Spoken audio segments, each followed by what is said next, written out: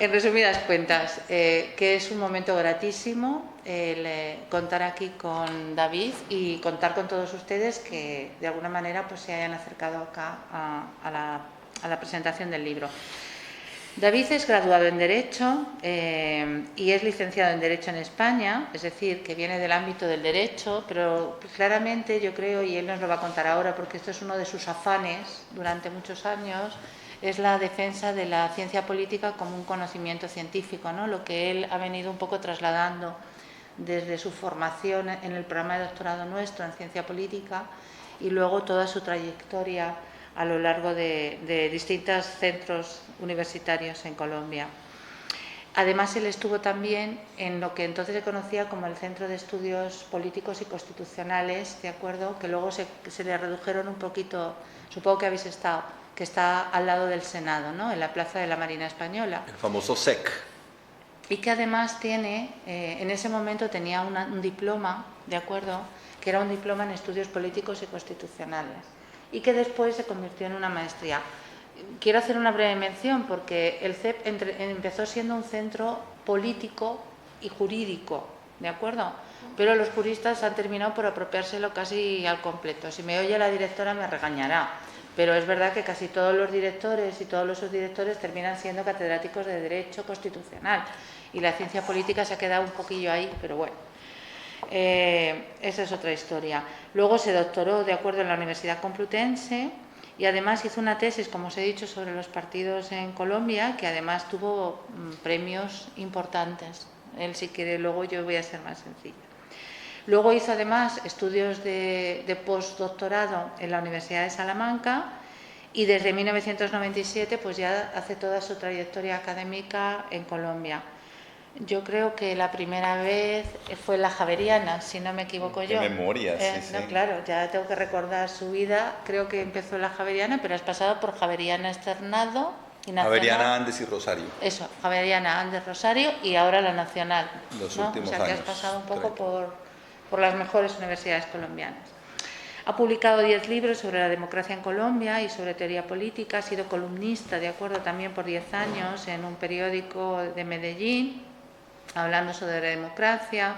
Bueno, es decir, realmente nos encontramos con una persona, tiene un currículum extensísimo, que viene trabajando prácticamente, pues sí, supongo que tenemos más o menos la misma edad, no digan nada. Entiendo que has trabajado ya 2/3 partes de tu vida sobre la democracia. A eso te has dedicado fundamentalmente. Bueno, cuando nosotros... Me dicen que soy abogado del diablo y yo no, abogado de los pobres, que es diferente. Hay una cosa que nos unió también, os lo quiero decir porque es muy interesante, además de ser colombiano, y en general los colombianos hablan bien, en general, es decir, yo creo que es una peculiaridad, ¿no? de los colombianos, hablan muy bien. David escribe muy bien y eso nos unió mucho, porque en nuestras conversaciones no penséis que eran sobre ciencia política, sino que a nosotros nos gustaba la literatura. Y entonces nos pasamos buena parte de los años 80 y de los años 90 sentados en los autobuses que nos llevaban a Somosaguas hablando de literatura. Esa era realmente lo que nosotros hacíamos, si recuerdas, en nuestros tiempos jóvenes. Bueno, yo quería, el otro día estuvimos preparando un poquito sobre qué conversar, porque queríamos que esto fuera un conversatorio. Y queríamos un poco, pues yo le quería preguntar en primer lugar a David, realmente qué es lo que te motivó a escribir este libro. O sea, el libro está claro que está hecho por un buen marquetero, ¿no? Es decir, tiene que vender, democracia para extraterrestres llama la atención, ¿no? Uno llega a la librería y dice, uff, ¿esto de qué irá? Pero yo sé que hay algo más profundo, ¿no? En la motivación de este libro. Bueno, primero que todo, muchas gracias a la Fundación Ortega Marañón, a los que han venido a escucharnos, a mi amiga, por supuesto, que me ha abierto las puertas de la Universidad Complutense, mi alma mater, pues, de doctorado. Esta es una historia que la voy a contar. Aquí en España era muy importante. Yo esta conferencia la he dictado, he hablado de este libro por ahí en 20 ciudades colombianas, 5 países latinoamericanos, pero aquí es donde la quería contar. Así que muchas gracias. Porque todo empezó acá. Los voy a poner un poco en contexto. En Colombia no había carreras de ciencia política. Yo me la pasaba leyendo literatura, pero también ciencia política, Y yo dije, ve, qué interesante, voy a estudiar ciencia política. No, no existe esa carrera. Hay una en Bogotá, por allá, muy de élite, y uno no se iba de Medellín a Bogotá a estudiar, pues, en esa época.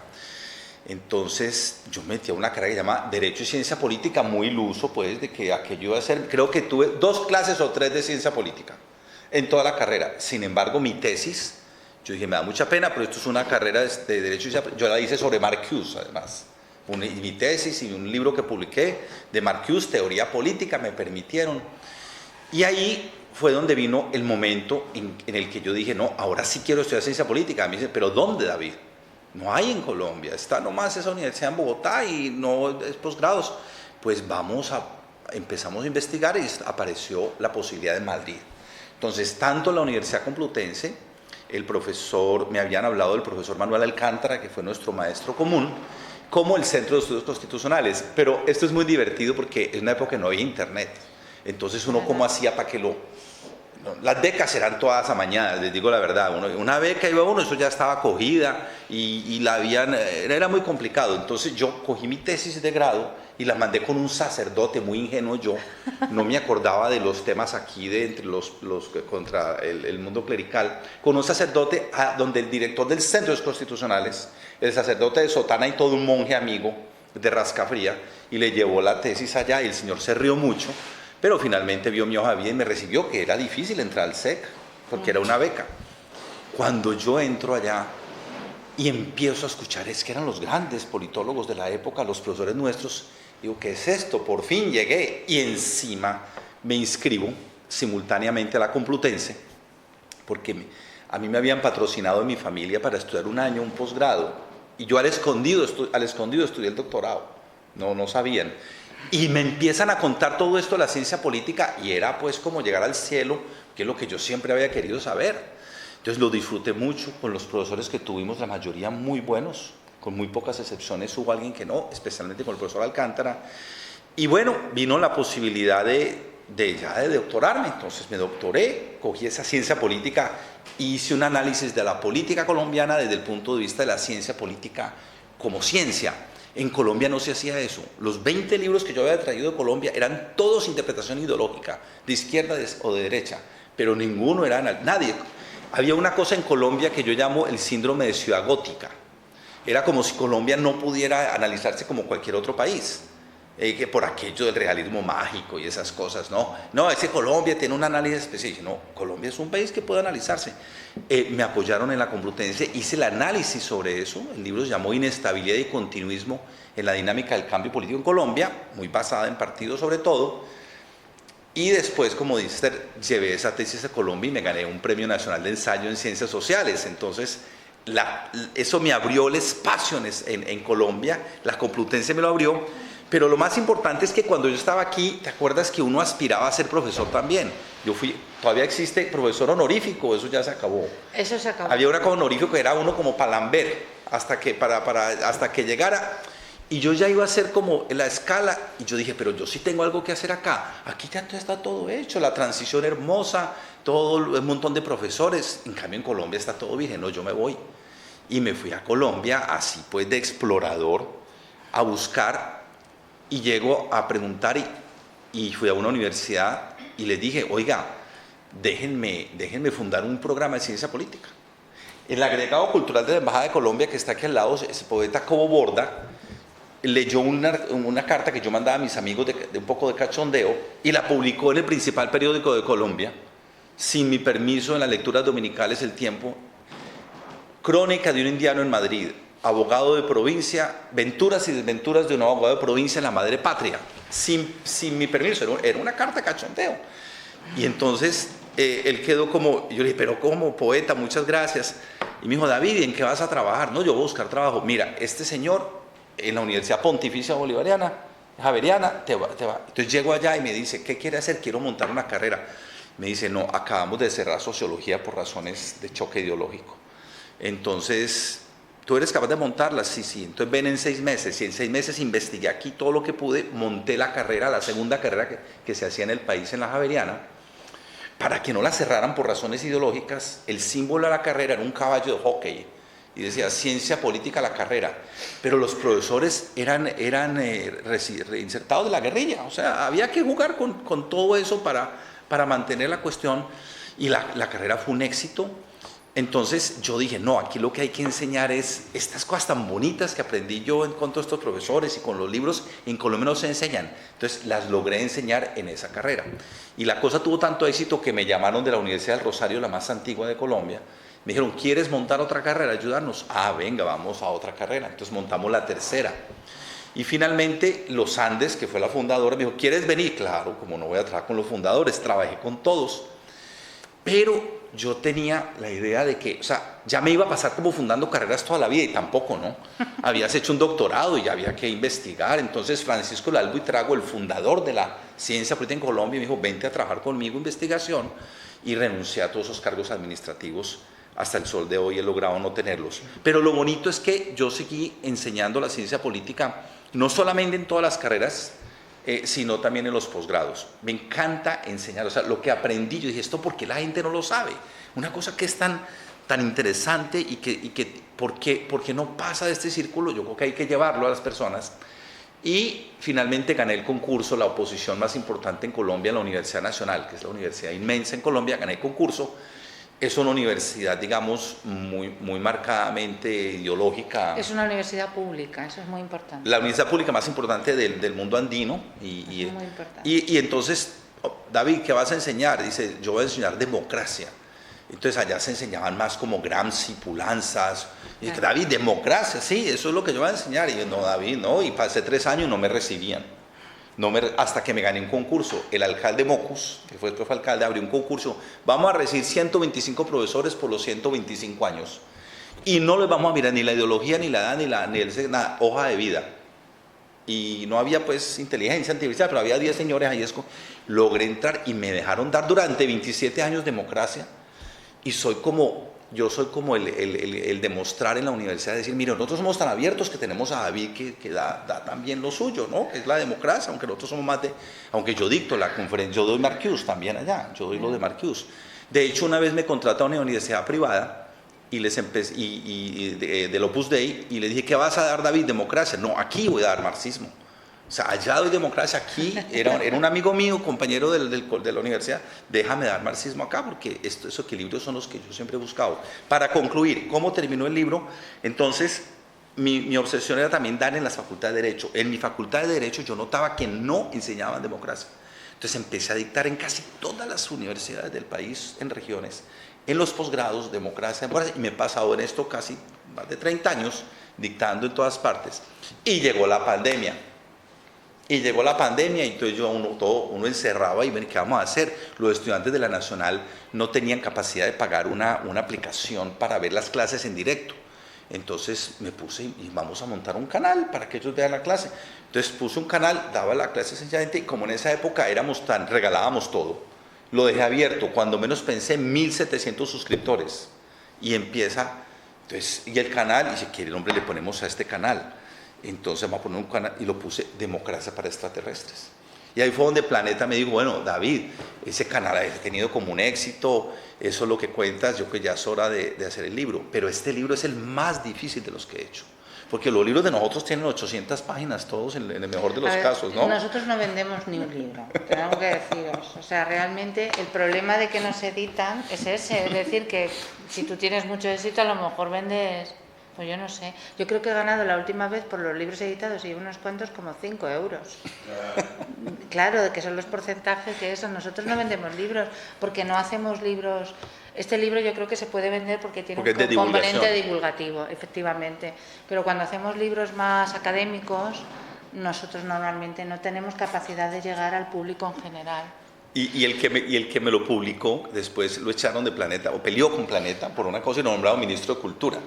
Entonces es curioso porque se llama Juan David Correa, él me dijo, David, yo sé cómo es tu formación, mi papá te publicó el Premio Nacional de Ensayo, te voy a aplicar el tuyo. Lo único que discutimos es la carátula, que yo la quería azul y él la quería roja, pero me respetó mucho, pero es tan buen editor Juan David que me hizo rehacer el libro. Me tocó, es difícil hacer un libro de 200 páginas, uno de 800. y es cómo enseñar a la gente la democracia, no como, digamos, el tema de dummies y esto, sino cómo enseñársela de una manera muy didáctica a personas que están acostumbradas a ver algo de YouTube o de TikTok. Van a ver ustedes que cada capitulito son como 2 paginitas, explicar toda la ciencia política, pero yo creo en eso. O sea, yo creo que la ciencia política se puede explicar a la gente. ¿Qué pasa? ¿Cuál es la parte? Pues ese fue el origen. Hasta donde llegaste. Ahora, es que si no, se pone a hablar. No, ya llegué a por qué se publicó el libro. Hasta ahí llegué, contestada tu pregunta. Eso es lo que quería. A ver, fijaros que el tema es muy relevante, porque si nosotros vamos a las encuestas de opinión en América Latina, pero también en este país, yo no sé si hoy hiciéramos una encuesta en este país realmente qué opinaría la gente sobre el funcionamiento de la democracia. Pero realmente lo que nos encontramos es que hay un porcentaje altísimo de personas que desconfían del funcionamiento de nuestras instituciones, ¿no? Es decir, piensan que la democracia no funciona bien, que los políticos son todos unos corruptos y que los partidos desde luego no nos representan. Aquí serían como 3 eslogans sumarios, ¿no?, de cuál es la situación. David lo que hace en el libro es hablar de los mitos de la democracia, ¿no? Y a través de esos mitos él plantea un poco cuáles son los problemas. Uno de los mitos que David dice, y que yo le dije, ¿cuál es el mito más importante, David? Y él me dijo, mira, que la democracia es antigua, ¿no? Ese era uno de los mitos. Entonces explícanos este mito de por qué la democracia es antigua y realmente hasta qué punto nos puede... Hasta qué punto, sí. Lo que pasa es que, claro, cuando uno empieza a fundar una carrera, uno tiene que recibir a los muchachos y decirles las cositas básicas. Entonces yo siempre les he puesto lo básico. Yo ni siquiera empiezo a hablarles de la política de Maquiavelo, no. Yo empiezo con el origen del universo. El universo fue hace 14.500 millones de años, la Tierra hace 4.500. Entonces, sí, profesor, ¿usted para dónde va? Tranquilos. Entonces, vamos a ver qué tan antigua es la democracia. La idea de que tenemos de que la democracia es antigua porque hubo un experimento en Grecia unos siglos antes de Cristo es equivocada. Eso fue un experimento que salió bastante regular, que era, a veces no era permanente y después tuvo muy mala fama la democracia durante mucho tiempo, pero la gente piensa que es que la democracia lleva muchísimos años y que está en crisis y que allá hay que cambiarla por otra cosa. Y esa es la preocupación mía. Como dice muy bien la decana, Latinbarómetro dice que el 50% de los latinoamericanos no creen en la democracia, incluso un 25% quieren un sistema autoritario, y The Economist dice lo mismo sobre la democracia mundial.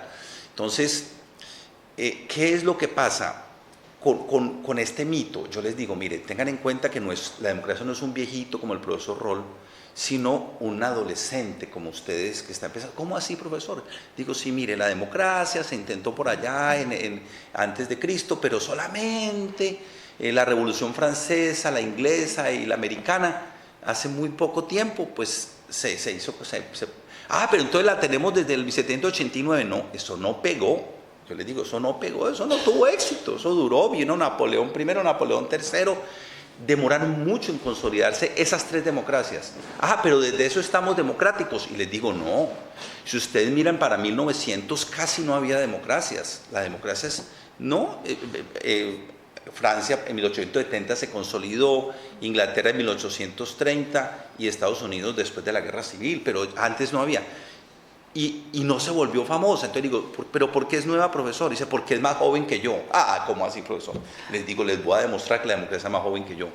Para la Primera Guerra Mundial, había un montón de imperios. Esos imperios se revientan y se vuelven democracias. No, esos imperios se vuelven un montón de países monárquicos, de todas naturalezas.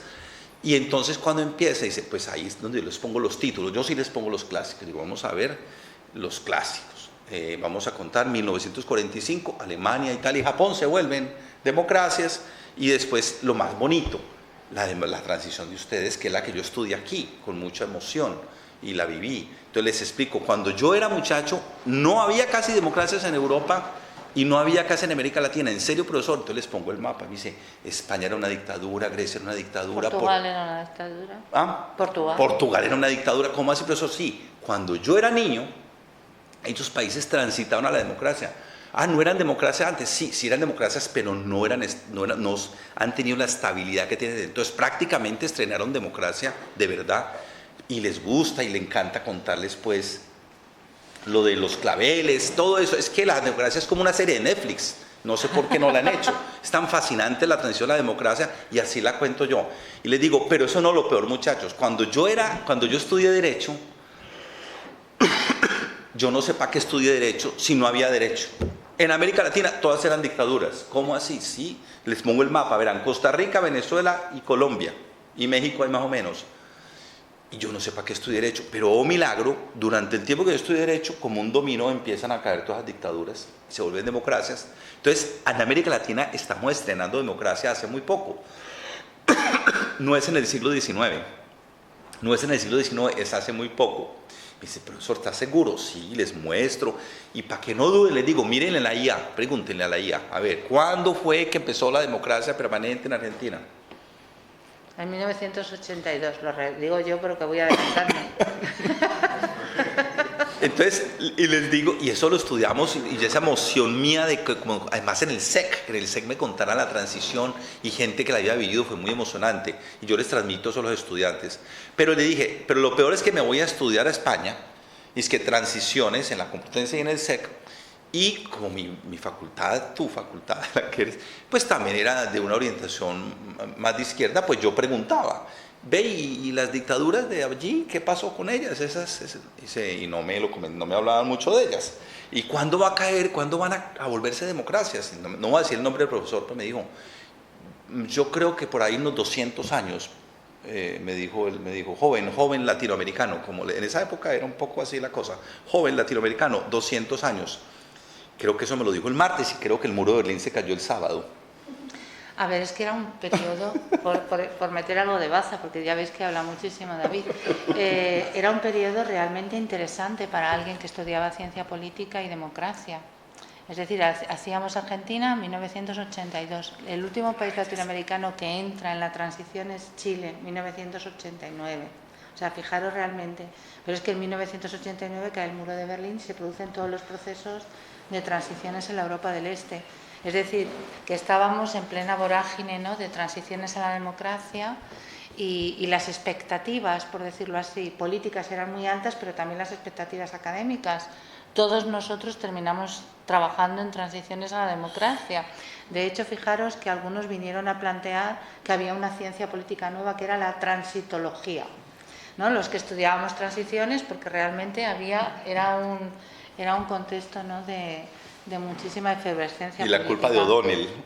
Claro, y luego había varios textos clásicos. Bueno, antes una cosa que es interesante, lo digo porque como os estamos dando unas pinceladas un poco de la ciencia política, es verdad que nosotros teníamos ciencia política, pero era una ciencia política que tenía como dos estructuras fundadoras, ¿no?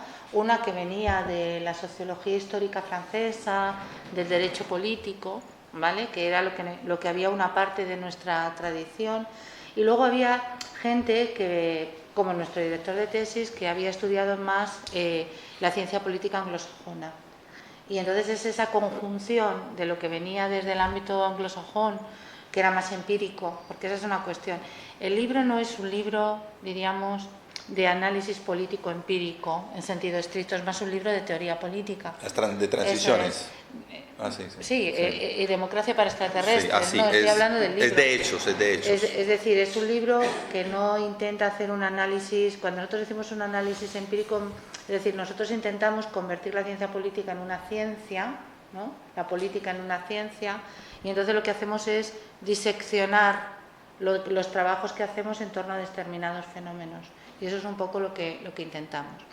Yo te quiero preguntar sobre una cosa, porque además hoy volvemos a la actualidad un poco en la que estamos, y que quizás es uno de los problemas, ¿no?, de las democracias, que cuesta mucho, porque cuando se descubren actos de corrupción o cuando se plantean actos de corrupción, ¿de acuerdo?, pues lógicamente en muchas ocasiones eso tiende a desanimar enormemente a la ciudadanía en general. Es decir, es algo así como que unas manchas terminan ensuciando todo el funcionamiento del sistema y de las instituciones. Entonces, ¿cómo consideras tú que para que esa democracia funcione, qué hay que hacer realmente para intentar combatir la corrupción? Es decir, ¿qué podemos hacer? Porque es que te lo digo un poco desde la sensación de cierta incapacidad, ¿no?, que tiene el ciudadano en general. No entiendo muy bien por qué esto se está produciendo. ¿Solo hay una clase política corrupta o es que el sistema en general está corrompido, ¿no? Esa sería un poco la pregunta. Sí, hay una gran desazón porque esto lo he notado cuando he ido a presentar el libro. Me pasa en cada país, seguramente aquí me lo dirá también alguno de ustedes. Yo voy a México, me dicen muy bonito su libro de democracia, pero eso aquí no hay. Voy a Perú, me dicen lo mismo. Voy a Ecuador, me dicen todo eso. En Colombia no se diga. Hay una sensación de que la democracia salió, es falsa, ¿no? Es un regalo malo. Y lo que yo trato de decirle a los ciudadanos, tanto de derechas como de izquierdas, porque en eso sí soy muy claro, es vamos a entender la democracia como lo que decíamos, algo muy nuevo, algo que apenas en los años, les digo, ¿usted en qué año naciste? Le pregunté a un estudiante, en el 2000, mira, te regalamos un mundo de democracia, toda América Latina democrática con 3 excepciones, Europa toda democrática, a mí no me tocó eso vino a los 60 años, ahora, que tiene problemas, sí tiene problemas, y les digo, lo peor no es que tiene problemas, lo peor es que los viejos problemas no se han solucionado, que tienen que ver con la corrupción, que tienen que ver, por supuesto, con la crisis entre los poderes públicos, la división de poderes, que no se ha podido hacer ese equilibrio bien, y encima llegan nuevos problemas, y los nuevos problemas son los big data, los fake news, todo lo que está pasando. Entonces, lo que yo trato de mostrarles a ellos es, no es que les quiera decir que la situación está bien, lo que les digo es que en la medida que ustedes conozcan la democracia y entiendan un poco el funcionamiento, nos dicen los autores que estudiamos, Putnam, Almond y Verba y todos, vamos a tener mejores democracias. No, profesor, entonces me debo hacer como el que eso no pasó. No, ustedes deben de entender el fenómeno, deben de entender las dinámicas y que la democracia está tratando de establecer unas fórmulas para eso. En Colombia, por ejemplo, se inventó una procuraduría, después una auditoría que vigila la procuraduría y yo he trabajado en todas esas porque he sido asesor pues de todos ellos, y la sensación siempre es como de desazón, pero lo que les muestro a los estudiantes es, mire la cantidad de funcionarios que hay. La idea de que todos los políticos son corruptos no puede ser matemáticamente cierta. Miremos esto, miremos este proceso, miremos este partido, pero esta crisis que ustedes ven es una crisis que ya venía de los 70, ya nos hablaba Fumbain de esa, es una crisis que incluso yo les pongo los autores de principios del siglo pasado, que decían Mitchell, no, los partidos son unas mafias, pero miren, han sobrevivido un siglo. En el camino se han ido arreglando las cargas, pero sí es un momento difícil. Hay una crisis, es una crisis evidente, una crisis de duda y sobre todo por el tema de la corrupción. Yo creo que la mejor solución para sanear las democracias y especialmente para eso son estas labores. La labor de difusión, la de llevar la serenidad a las personas y decirles, miren, sí, hay esos problemas, usted vote correctamente o si por lo menos no vote mal. O absténgase, fíjese si puede participar, no cree usted noticias falsas, no se trague las noticias falsas.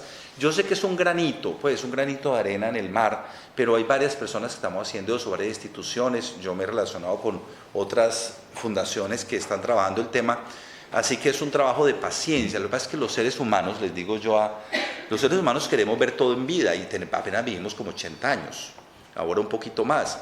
Entonces uno deja el granito de arena, yo publiqué 10 libros, 200 artículos y 4.000 estudiantes, pero de pronto yo no veo esos resultados, pero lo que hacemos ahí se va sembrando. Y esto, que exista algo como la Ortega, que existe la Universidad Complutense, que Esther del Campo se haya dedicado a esto tantos años y todo ese equipo que trabajó conmigo. Y una cosa muy importante en Colombia, cuando se fundó la segunda carrera, que fue mi labor, hoy estoy haciendo un libro sobre las carreras de ciencia política en Colombia y ya hay 50. Entonces, es decir, hay algo ahí de capital social. Entonces, la respuesta, Esther, definitivamente es, no hay otra solución que reforzar el capital social. Quiero hablar un poco sobre la violencia, porque si hablamos sobre Colombia, ¿de acuerdo? Tenemos que hablar sobre la violencia. Y además, David, cuando comentamos esta cuestión, porque además sabéis, él no quería hablar concretamente del asesinato, ¿de acuerdo? Del atentado, sí. Sí, del atentado. Pero bueno, a mí me parece que es fundamental que tengamos presente que no es posible concebir la democracia colombiana si no entendemos la violencia, de acuerdo, que se gesta desde finales de los años 40 y cómo eso terminó de alguna manera, pues yo diría, generando una profunda inestabilidad en el sistema. Si bien es cierto que hay épocas de estabilidad, de acuerdo, pero es cierto que eso es un problema. ¿Cómo se puede vivir con la violencia? Fijaros, yo les quiero contar una pequeña experiencia personal porque a mí me impactó muchísimo. En una de mis visitas a Bogotá, porque yo impartía clase en una maestría allá, me dieron la medalla de la Cátedra de la Paz y me la impusieron en la cárcel de La Picota. Claro, yo tenía que dar una conferencia en la cárcel de La Picota tanto a paramilitares como a líderes de la guerrilla que también estaban encarcelados. Y yo pensé durante muchos días de qué podía hablar. Y al final terminé hablando de la igualdad política. Esto es antes de los acuerdos de paz, eso es lo que trato de decirles. Es decir, esto es, diríamos, en un contexto en el que tú pensabas, si tú quieres construir una democracia, ¿cuál es una de las bases fundamentales para construir una democracia en Colombia? Pues la igualdad política. Es decir, que todos y todas tengamos acceso, ¿de acuerdo?, a participar en un proceso y que de alguna manera haya estabilidad. Sé que estoy tocando un tema que puede ser muy controvertido, lo tengo claro, ¿de acuerdo? Pero esa es una opción también. ¿Cuál sería de alguna manera? Porque claro, no hemos terminado con la violencia. Es decir, está claro que la violencia está subyacente en muchos de los, diríamos, de los hechos democráticos también, ¿no? De procesos electorales. Estoy hablando de Colombia, pero podría hablar de Ecuador. Hoy estaba en un seminario permanente de tesis doctoral y uno de mis estudiantes trabaja sobre violencia institucional en Guayaquil. Entonces estábamos hablando tanta violencia, tanto no sé qué, digo, ¿cuántos candidatos han sido asesinados en las últimas elecciones? 24. Lo digo para que veáis un poco el contexto en el que se produce eso. Entonces, ¿cómo hacemos efectivamente? ¿Me puedes decir lo mismo que me has contestado para la corrupción? No, te lo puedo hacer más amplio. Pero ¿cómo hacemos para efectivamente intentar que la violencia no se convierta en algo estructural, ¿no?, en nuestras democracias? Hay un contexto interesante, es cuando yo vine de Colombia hacia acá, era 1988. En ese momento las Fuerzas Armadas Revolucionarias de Colombia, una guerrilla más grande del mundo, tenía en jaque al Estado. Y por otro lado, Pablo Escobar del narcotráfico tenía en jaque al Estado. Los libros que se escribían en esa época en Colombia eran todos pesimistas. Al filo del caos era el nombre más elegante. El otro era ¿en qué momento se jodió Colombia? Eso. Pero no lo escribió cualquiera, lo escribieron los más serios y era un momento de pesimismo. La gente pensamos que estamos al filo del caos. En ese momento me sale la oportunidad de estudiar acá, en medio de esa violencia. Y claro, yo venía haciendo mi tesis de grado sobre todo el tema de conflicto, Estado y sociedad, en Marcuse, una cosa teórica, y dije, un momentico, yo ya me toca, en un país que se está desencuadernando, yo ya no puedo hacer más teoría política, ya me tocó mirar esto. Entonces miré a ver cómo analizaba yo la violencia. Todos los estudios que habían eran muy marcados ideológicamente, unos estudios muy marxistas, otros muy de una derecha muy reaccionaria, pero no había como una tranquilidad. Lo que hice, la tesis doctoral que tú conociste, decía que la inestabilidad de Colombia se debía a la incapacidad de procesar políticamente los cambios sociales. Entonces fue muy bonito porque en ese momento en que yo estaba terminando la tesis aparece la Constitución del 91, hicimos una gran transformación y me decía mi director de tesis, David, pero lo que tú dices en la tesis, pues en cierta forma se borra con lo que pasó. Y dijo, ojalá me equivocara, pero no. Los problemas de Colombia continuaron. Lo que la gente no entiende, y es que yo insisto en que hay que mirar hechos. Y he dado esta clase en Estados Unidos, y les digo, miren, no sé si ustedes sabían, pero Pablo Escobar está muerto. Ah, está muerto, sí. El Estado colombiano lo mató. El Estado colombiano mató al narcotráfico y los paramilitares que se iban a apropiar del país. Es que el narcotráfico se iba a apropiar del país. Escobar, ustedes han visto las series de ahora, le decía primera dama a la esposa. Ellos iban a hacer... No, el Estado los derrotó con la Constitución. El 91 terminó siendo derrotado. Después los paramilitares, un grupo de ultraderecha, se iba a apropiar del país, se reunió en una finca, dijeron vamos a refundar la patria. Iban a hacer una narcodictadura ahí tremenda y esa gente está extraditada, están fuera. Entonces, las FARC era el otro, y de pronto, 2016, un proceso de paz, 10.000, 15.000 personas de la FARC se entregan las armas. Entonces, claro, nosotros tuvimos muchas ilusiones de que aquello iba a ser ya el fin de toda, pero vinieron problemas posteriores, o sea, vienen guerrillas, digamos, disidencias de las FARC, vienen grupos armados, vienen gobiernos que no han sabido, como el presente, pues, no por mala intención, sino que no han sabido manejar el tema de la paz con ellos mismos lo han reconocido, que han fallado en eso.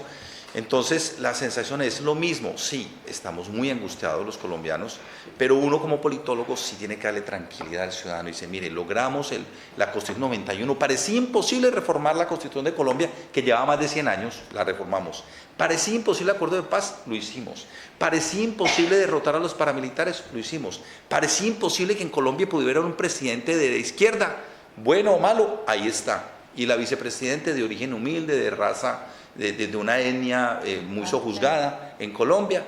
Entonces, no digo que no hay que mostrar, o sea, lo que pasó esta semana, no solamente lo del candidato, sino que hubo unos atentados, son cosas que nos ponen nerviosos como ciudadanos.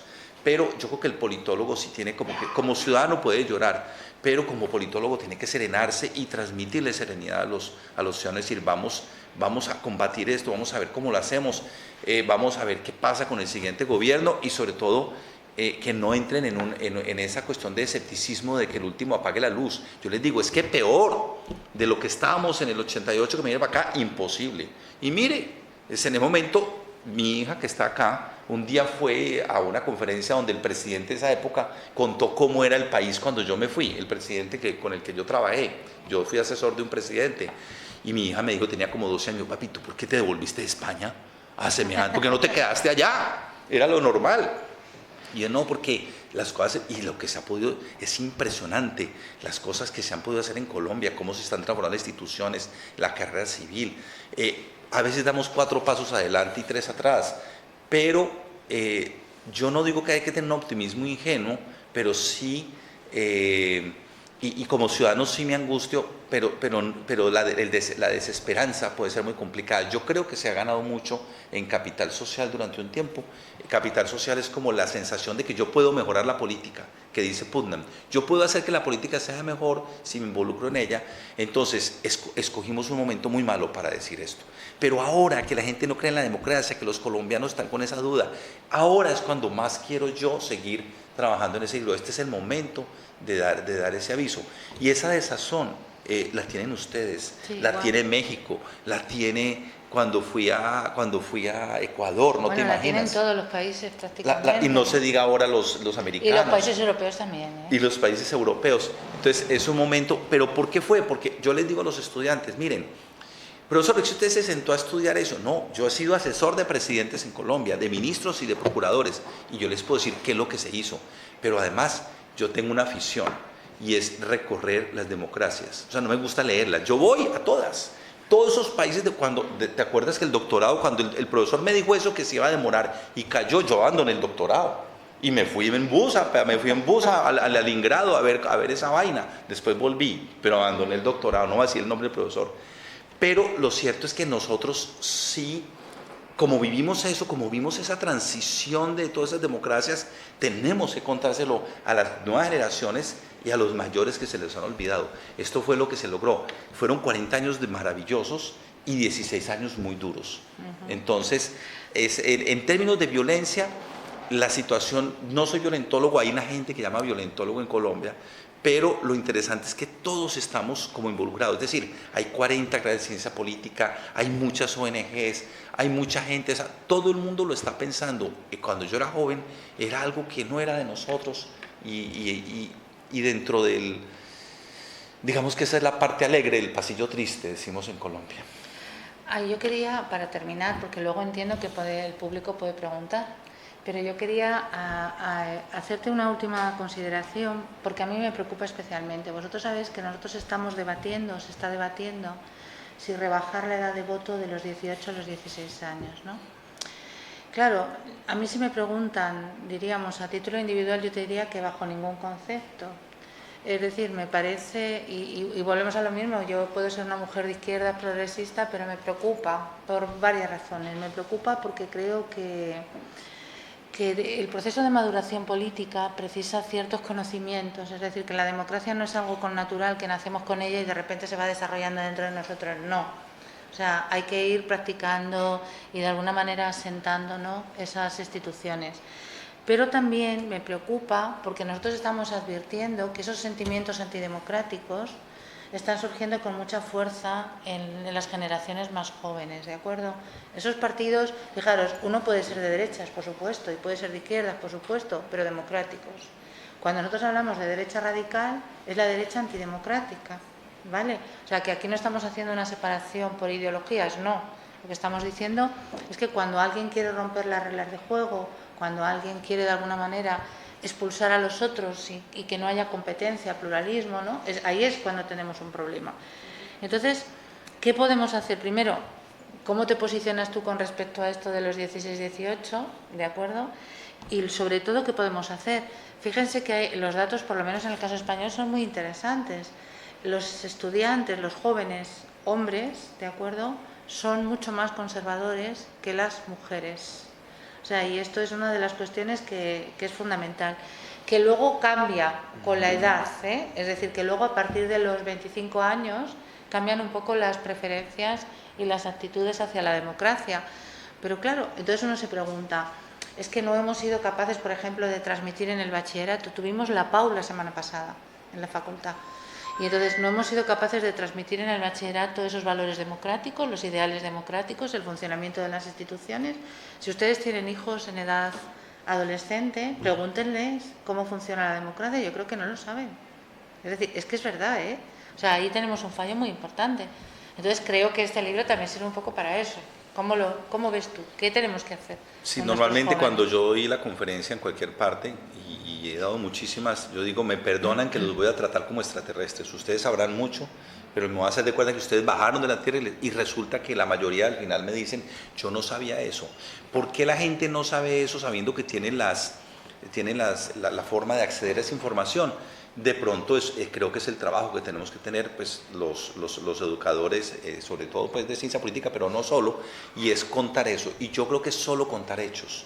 Mire, no te quiero discutir, solamente te voy a mostrar, mira estas circunstancias. Te voy a dar un ejemplo para decirte que los jóvenes en mi facultad son muy, pues, es una facultad de la pública y son muy, hay mucha, y yo solamente les digo, no, mira, profesor, pero eso que usted dice es verdad.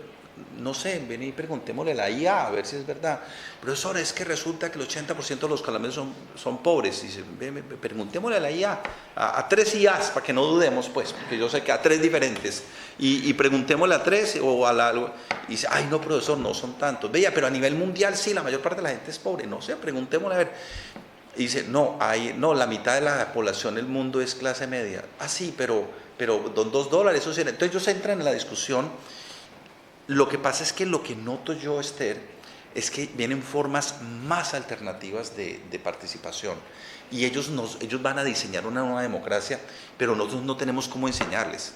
Por ejemplo, yo tengo una estudiante, me dijo, yo hago actividad política. ¿Y qué actividad política hace? Yo me paro en las calles, pongo música con mis amigas, tenemos una, y movemos el culo. Culo en Colombia es una palabra fea. Aquí no, pero allá sí. ¿Cómo así? Si queremos hacer, esa es la forma nuestra de hacer política.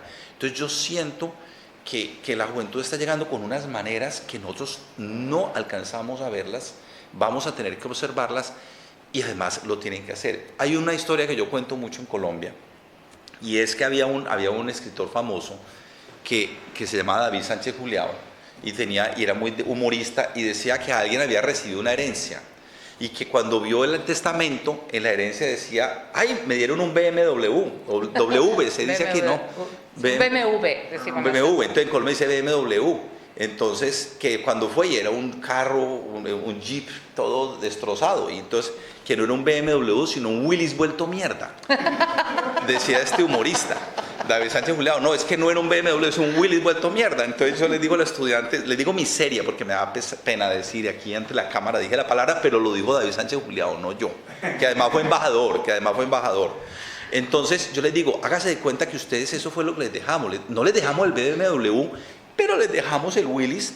Usted puede hacer un error ecológico y tirarlo por una montaña, pero ¿qué es lo que hay que hacer? Entonces, sobre todo cuando doy clase en provincia, me levantan la mano, me dicen, pues la tonería y pintura, llantas, motor. Y yo dije, pues lo mismo con la democracia, la tonería y pintura, hay que afinar los sistemas electorales, el motor, hay que mirar la división de poderes, y ahí sí. Entonces creo que es eso, es una herencia que no es lo que esperaban, pero con eso les toca trabajar. Entonces ellos verán cómo, en conclusión, ellos verán cómo manejan su Willis, pero ellos van a ser los que, no sé si tan temprano. En Colombia hay un experimento muy interesante, y es que los están poniendo a votar para unos consejos de la juventud, y eso no ha funcionado. No sé si tan temprano, o sea, no sé si pronto, pero sí por lo menos en unos años va a ser imposible de parar eso, y ellos son los que van a buscar las nuevas fórmulas, y las van a tener que encontrar. No, lo que insisto, no es que nos quedó mal diseñada la democracia, es que la democracia siempre, como decía Churchill, es terrible, pero el menos terrible de todos. Entonces, ellos están buscando unas fórmulas. No creo que necesiten el voto a los 16 para encontrarlas. Yo creo que con su forma de participación a través de redes van a poder participar en política mucho e influir incluso antes de votar.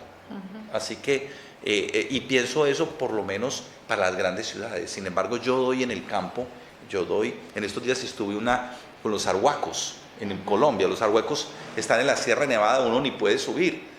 Tiene que tener un permiso para subir. Me invitó un exalumno. Entonces yo hablo rápido, despacio, no, hable despacio, que algunos no entienden español. Y sin embargo, yo les dije a ellos, les conté esta situación y me decían, nosotros tenemos unas fórmulas aquí en la comunidad arhuaca que podrían ser útiles, nos decían los jóvenes. Entonces yo creo que la juventud va a reinventar esto y nosotros a observar. Bueno, si seguimos vivos, ¿no? Bueno, vamos a abrir un turno de preguntas, si les parece. ¿Alguien quiere intervenir? Sí, claro. Bueno, David, yo lo he leído el libro, me ha gustado mucho, ya comenté contigo los comentarios, porque hacéis yo creo que un reconocimiento de que el primer paso es reconocer que la democracia tiene problemas, ¿no? Y que la democracia no aporta soluciones. Porque yo creo que es uno de los problemas por los que mucha gente está en contra de la democracia o está decepcionada con la democracia, porque se nos ha vendido o se ha vendido que la democracia podía resolver todos los problemas, y la verdad es que no hay ningún sistema político seguramente que pueda resolverlo. No hay ningún sistema que resuelva todos los problemas, y cuando se genera, como digo, ese punto de decepción. Y sobre todo con los jóvenes, que comentabais. Yo tengo hijos adolescentes, pero con adolescentes con los que me reúno, lo que están comentando es que tal vez la democracia no se está adaptando a lo que es la realidad social y a lo que está siendo el cambio de la pirámide poblacional. Y resulta que la mayoría de la población en Europa o en España tiene más de 60 años. Y por lo tanto están empezando a decir que esto no es una democracia, que es una gerontocracia. Que lo que está pasando es como la mayoría de las personas tienen más de 60 años, bueno, pues en lógica los políticos, cuando deciden hacer cosas, están pensando en los mayores, y por lo tanto la gente joven se siente un poco desplazada, no se siente representada. Y sucedió mucho en la pandemia y está sucediendo ahora. Las políticas es subir las pensiones a los mayores, políticas económicas que encarecen el precio de la vivienda. Entonces, los chavales están llevando a la percepción de que este sistema de la democracia a ellos no les representa. Y son muchos los que están pidiendo rebajar la edad de votar, o otra alternativa, y yo también quisiera saber vuestra opinión, es limitar la edad de voto. Y cuando tú tienes más de X años, 80 años o algo así, entonces que ya tú no puedas votar. Porque si no puede pasar esto, que estamos exigiendo a los gobiernos que tengan un horizonte temporal de medio y largo plazo para hacer las políticas económicas, pero claro, los que votan no tienen ese mismo horizonte temporal de largo plazo. Y creo que estos son los elementos que suena raro, ¿no? Pero que igual podemos debatir en el respecto. A ver. Pues, miren, nosotros podemos hablar de la democracia, pero es una abstracción. Realmente lo que hay es las democracias. Cada país tiene una realidad tan compleja y tiene que encontrar su camino. Entonces uno tiene que hacer libros. Entonces, como decía Smith y O'Donnell, Linza, Alcántara, todos, tú y yo, tuvimos que escribir la democracia, esto, aquello, ¿no? Pero es cada país el que tiene que enfrentar como sus condiciones, sobre todo su pasado, ¿no? Tiene que revisar muy bien, vea, de dónde venimos. Ahora me preguntabas por la violencia en Colombia, que me salté un poco la pregunta, y es, en Colombia empezamos en 1900 con una guerra de los más progresistas contra los más reaccionarios, porque pusieron una constitución centralista, una constitución clerical, que no iba con los tiempos, y la guerra la perdieron el Partido Liberal, la perdió el Partido Liberal, 30 años gobernó el Partido Conservador, entonces ahí fue como el comienzo. Entonces de eso viene 100 años siguientes y lo han ido tratando de resolver a través de los tiempos.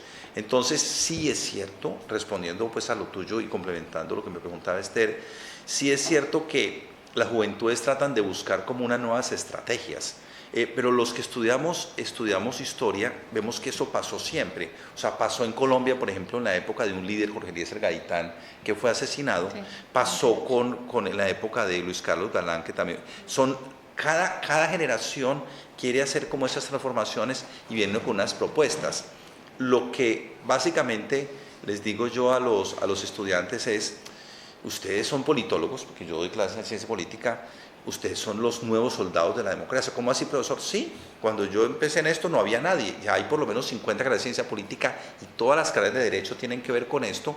Entonces sí, hay una película, me perdonan que voy a decir otra palabrota. Hay una película de un famoso, hay un señor que estuvo aquí en la guerra civil y se le perdió pues la guerra y se fue para allá y tuvo un hijo que fue director de cine, el más famoso de Colombia. Y entonces hasta se fue senador de lo famoso que fue. ¿Saben el nombre? Entonces, ese señor hizo una película, les voy a dañar la película, en que al final... Ahora sí. Entonces tenían que devolver una casa que iban a desalojar, y dijo, no, déjeme 2 días, yo le dejo la casa bien pintada. Y entonces lo que hicieron fue poner una bomba y tumbaron la casa y pues dejaron un letrero que decía, ahí les dejo su puta casa pintada. Así termina la película. Entonces yo les digo a los muchachos, yo ya eduqué 5.000 estudiantes, 100 libros, 200 artículos, 10 libros y llevo mucho. Yo ya me voy a jubilar, en Colombia me jubila más rápido, ya me queda... No les digo la palabrota, pero les digo, ahí les dejo la casa pintada. Ya les figuró a ustedes, si me necesitan yo les asesoro, lo que quieran, pero no soy yo, no es la generación nuestra la que va a hacer eso, es realmente esa nueva generación y sobre todo esos nuevos, yo creo que politólogos, pero no solamente eso, es que todos los estudiantes para bien en Colombia, me imagino, adquirieron una discusión política, a veces equivocada, pero una actitud que en otras épocas era indiferencia y ahora es positivo. Entonces no solo los politólogos, pero respondiendo así, los sitios donde hay voto obligatorio, felices los mayores que no les toque votar, ¿no? Yo diría que no se restringiera. Pues lo de la ampliación, tengo esa duda, creo que los jóvenes no necesitan voto a los 16 porque tienen formas alternativas de participar y el día que los quieran lo van a pedir y hay que dárselos. Pero no había oído esa propuesta, que si las personas después de cierta edad dejaran de votar. Me pongo a pensar en mi universidad, que yo me voy a jubilar el año entrante si quiero a los 62 años, pero resulta que la universidad tiene una norma que dice que hasta los 80 no te pueden echar. Entonces se presume que uno es más sabio a los 80. Entonces si un profesor se supone que es más sabio a los 80, porque el ciudadano es menos sabio a los 80, no me quedaría tan claro. Tendría yo esa duda. Y además rompería lo que hemos estado conversando antes de la igualdad política. Un hombre un voto, una mujer un voto, ¿de acuerdo? O sea, debemos poder votar. Ahora bien, lógicamente, yo creo que tus hijos tienen parte de razón, en el sentido de que efectivamente mucha de nuestra sociedad se acomoda a aquellos que hacemos las reglas, y en la medida en que nos vamos haciendo una sociedad más envejecida, pues efectivamente todo se va haciendo acomodando un poco a nuestras necesidades y demandas, pero ni siquiera es suficiente, porque también tenemos un montón de población mayor que está profundamente desatendida, que no hay suficientes residencias públicas, es decir, que ojo, también es un mito eso, ¿no? De que realmente los mayores disfrutan de todos los beneficios. Ahora, efectivamente, o hacemos algo, por ejemplo, con el mercado laboral. Vosotros sabéis que nuestro sistema de pensiones es un sistema de pensiones de reparto. ¿Qué significa un sistema de pensiones de reparto? Pues el reparto implica, no es que nosotros, porque en América Latina hay diferentes modelos, ¿de acuerdo? O sea, no hay un modelo público tan generalizado como aquí, si recordáis. Entonces, lo que nosotros cotizamos a la Seguridad Social es para pagar las pensiones que ahora mismo se están pagando, ¿de acuerdo? Entonces, cuanta más fuerza laboral en el mercado tengas y cuanto, diríamos, más cotices a la Seguridad Social, más y mejores pensiones puedes pagar. Pero claro, si nosotros estamos contratando la entrada en el mercado laboral de nuestros hijos, se está produciendo en unas condiciones muy precarias, con salarios bajos, ¿de acuerdo? Pues lógicamente eso va a tener un, diríamos, un efecto, ¿no?, en el mantenimiento del sistema de pensiones. Ojo, hay soluciones, digo, porque tú no tienes por qué dedicar solamente la caja de la Seguridad Social para pagar pensiones, lo puedes llevar directamente a los presupuestos generales del Estado, ¿de acuerdo? Es decir, que aquí nadie se me asuste. Colombia es así. Claro, el Estado lo paga. Pero, oye, acá también, pero lo que pasa es que acá tenemos como una caja que es donde nosotros aportamos, diríamos, cuando estamos activos laboralmente y se está pagando las pensiones que tenemos. Ahora, claro, en el fondo el tema es que eso nos lleva a otra cosa. Fijaros, en el ámbito europeo la democracia está profundamente asociada al estado de bienestar, ¿vale? En América Latina no tanto, porque esa es una cuestión fundamental. Es decir, nosotros entendemos la democracia no solamente como la posibilidad de votar y de elegir entre aquellos que compiten en un mercado, o sea, en un ámbito electoral pluralista, ¿no?, sino que entendemos que la democracia son derechos, y no solamente derechos políticos, derechos sociales y derechos económicos. Y por lo tanto, si nuestro sistema de bienestar sufre, pues ahí tenemos un problema, porque efectivamente repercute negativamente en la democracia. En América Latina, pues diríamos, esos estados de bienestar son más endebles. Y en algunos casos, pues efectivamente el sistema, termino, pero esto es un dato. Hoy, por ejemplo, estábamos en una tesis sobre el sistema farmacéutico en República Dominicana, ¿de acuerdo?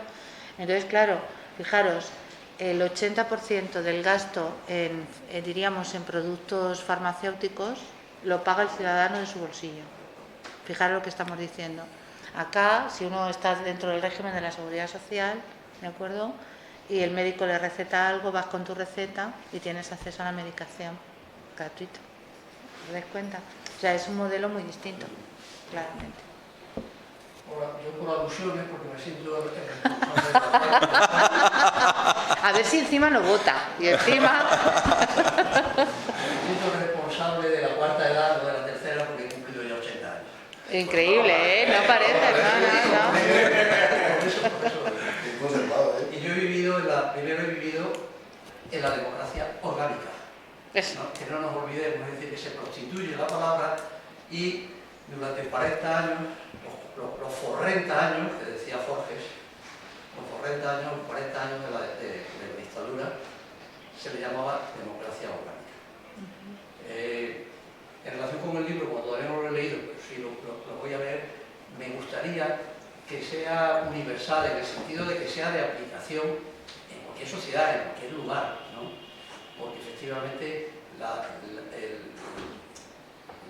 el que escribe sobre la democracia sería bueno que no perteneciese a ninguna organización política, ideológico, partidista, me refiero. Creo que la posibilidad de los políticos... Por cierto, en esos 40 años la Facultad de Ciencias Políticas ya existía aquí en Madrid. Sí, nosotros cumplimos este año 80 años. Wow. Ya existía la facultad. No, pero no estaba en Somosaguas. Es que yo la he visto construir en Somosaguas porque yo estoy haciendo... No, pero él tiene razón. Sí, A ver, estaba al lado del examen de veterinario. a ver, fijaros, los estudios políticos y económicos, ¿de acuerdo?, que es así como se llamaban los estudios, tienen 80 años este curso 2024-2025. La primera vez que se imparten es una creación del franquismo. Es decir, la idea era generar élites políticas, pero sobre todo administrativas, para el desarrollo del Estado. Y eso se daba en el Paraninfo de la Universidad Complutense, de acuerdo, del noviciado. Luego de ahí pasamos a la Facultad de Geografía e Historia, que esa es la que está, lo que nosotros llamamos la caja de cerillas, ¿de acuerdo?, que es una que es así alta. Y ahí estábamos todavía juntos, hasta finales de los años 60. Ahí es el famoso concierto de Raimon en contra de la dictadura, ¿de acuerdo?, que tiene lugar en nuestra facultad. Entonces ahí nos separamos la Facultad de Económica se va a Somosaguas y nosotros nos vamos enfrente del Palacio de la Moncloa, que es lo que es hoy la Facultad de Estudios Estadísticos. Y es ahí donde estudiamos nosotros, ¿de acuerdo? O sea, nosotros estudiamos ya, pero luego pasa una cosa. La infanta Cristina decide hacer políticas, que no sé si lo sabéis, es politóloga. ¿De nuestra época? Sí. Bueno, no, de nuestra época no, perdona, es un poco más joven. Un poquito pero más la joven. vimos, la vimos. La vimos, claro. Y entonces se pone de moda la carrera de políticas. Entonces ya no cabemos en la facultad. Y hay 2 o 3 años, en ese momento, que vamos a dar clase a la Facultad de Medicina, porque ya no cabíamos. Y entonces es cuando construyen, ¿de acuerdo?, en Somosaguas, y nosotros llegamos a ese edificio en el año 88, que es cuando realmente nos vamos. Pero cumplimos 80 años, o sea, que somos de tu edad, más o menos. Quiero saber si efectivamente para el público general, al margen de países y al margen de organizaciones políticas en los sitios. Sí, no es un libro ni de Colombia ni de España, es un libro de la democracia en general, es como para extraterrestres. Y el gran problema es para extraterrestres, o sea, no es para que vea, no, es que es un esfuerzo muy grande para que valga para todos. Y sobre el tema ideológico, claro, yo creo que uno sí tiene que militar en partidos, porque si yo digo que el capital social, creo que sí debes ayudar a un partido, pero no debes convertir tus libros en un frente para eso. Y yo tengo una neutralidad tan grande que si hay golpe militar o golpe revolucionario, el primer fusilado soy yo. Le garantizo que mi neutralidad es que yo peleo con todos, o sea, con mis amigos de derecha peleo y fuerte, y esto no es así, y con mis colegas de izquierda peleo y fuerte, esto no es así, y creo que ese es el papel. Hay que ser pero es una neutralidad no estratégica para ganar amigos, sino es una neutralidad necesaria.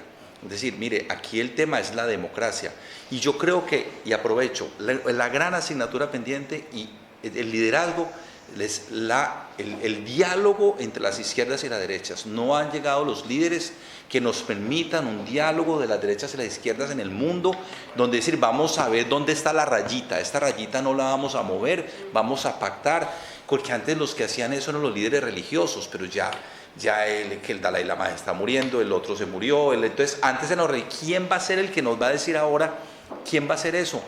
Va a tener que aparecer alguien, puede ser de los grupos musicales, puede ser de algo, pero el diálogo entre la izquierda, lo más preocupante para mí es la polarización. Sí. Aquí me imagino que pasa lo mismo, en América Latina llega, yo tengo familia de Brasil, ya no se puede desayunar juntos, porque unos están con Lula, otros contra Lula. En Colombia, ustedes han visto, en Colombia las familias ya unos están con el presidente Petro, otros en Argentina, no, en México, donde vas. Entonces ahí esa es como una asignatura pendiente, es un diálogo, retomar un diálogo de las izquierdas y las derechas. Sí. Y va a ver quién nos puede hacer ese liderazgo. A mí me parece que eso va a salir de algo más lúdico, del mundo de los artistas, del mundo de los escritores y literatos. Creo que ellos sean porque están no, porque estamos bloqueados, o sea, los politólogos llegamos como a un límite y los politólogos tenemos que tener mucho cuidado y decir, mira, el papel de nosotros no es ser árbitros, el papel de nosotros es decir, y los muchachos me dicen, profesor, ¿pero usted dónde saca eso?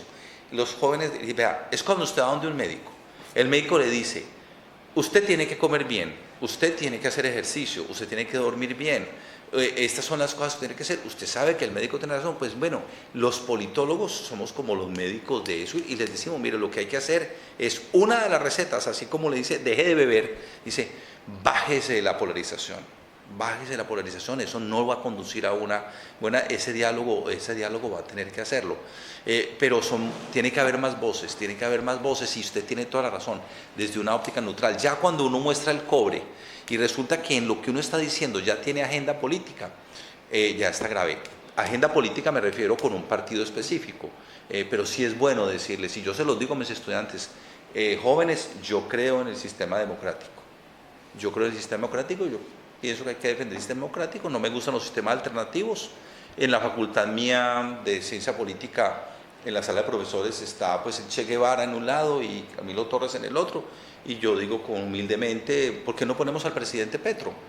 Porque fue una persona que hizo la paz, ¿no? Es decir, pero con los amigos en la universidad me toca duro, pero con mis amigos de Medellín de derechas también lo tengo que hacer muy fuerte, y creo que en eso tenemos que ser muy claros nosotros y hablarles muy fuerte a los dos, no tratar y los dos nos van a ver como del otro lado, o sea, los otros nos van a ver siempre como, bueno, es que tú eres hay un facho escondido, y el otro, tú eres un comunista ahí disimulado, siempre va a pasar eso, pero ese es el papel que yo creo, pues a mí me tocará seguir en esto hasta que me jubile o me muera, pero creo que lo vamos a difundir, y cuando hacemos este libro, Las caras de la ciencia política, que lo voy a presentar en Barranquilla la semana entrante, en cómo va, doy ese mensaje a ellos, no sienta bien, la gente no cree en la neutralidad, pero yo sí creo que hay una neutralidad importante y se perdió. Lo que más me preocupa en este momento es la polarización. Yo no sé, decana, ¿usted qué opina? Yo le quiero preguntar, ¿cómo solucionamos la polarización? Yo quiero preguntarte a ti. Bueno, bien. Hablo un minuto. Un minuto, ¿vale? Sí, una. Espera un minuto, por la polarización. Sí. A ver, voy a la parte académica, ¿de acuerdo? Nosotros decimos que hay polarización política y polarización afectiva, son distintas, ¿de acuerdo? La polarización política tiene que ver con las posiciones ideológicas de los partidos. Entonces es la distancia que hay, ¿no?, entre los partidos de un lado y los partidos del otro. La polarización afectiva más bien tiene que ver con, diríamos, las identidades que nosotros tenemos como ciudadanos y ciudadanas. Porque a lo mejor resulta que no tenemos claramente una ideología, pero sí que podemos tener un distanciamiento. Hablábamos antes de desafección, de desconfianza. Entonces, fijaros, no es solamente una cuestión de polarización político-partidaria, que es lo que tú estabas contando de alguna manera, esa dificultad de que los extremos se entiendan, ¿no?, sino que también hay una polarización afectiva muy fuerte, porque si os dais cuenta, una de las consideraciones de la política moderna son las emociones. Cuando yo tengo un hijo de 32 años, pero me hace mucha gracia porque a veces le digo, oye, Rodri, no sé qué, y dice, no, es que yo quiero ser feliz, ¿no? Eso es muy típico de nuestros jóvenes, quieren ser felices, no es tanto quieren trabajar en esto o quieren hacer ellos quieren ser felices. Entonces, el tema es que ellos están pensando en una política mucho más emocional que nosotros, que a lo mejor por nuestra edad somos ya más racionales, o que a lo mejor por nuestra formación puede ser una política más ideológica, programática, ¿no? Eso es lo que nosotros pensamos. Entonces, el tema de la polarización afectiva, de la polarización emocional, del papel que tienen las emociones, fijaros, yo diría, para que la democracia realmente despierte, tiene que generar esas emociones.